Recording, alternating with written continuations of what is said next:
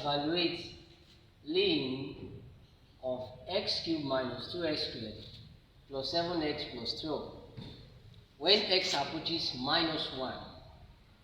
So in a situation like this, we are going to make use of direct substitution using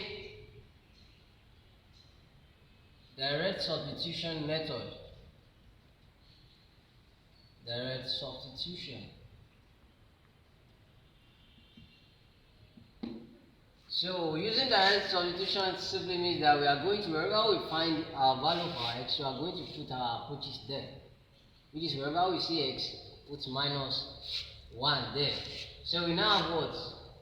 Minus 1 raised to power 3 minus 2 into bracket minus 1 raised to power 2 plus 7 into bracket minus 1 plus 12.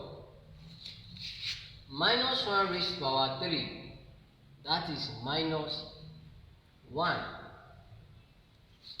Minus 1 raised to power 2 is plus 1, because minus 1 times minus 1 is equals to what? Plus 1, positive 1.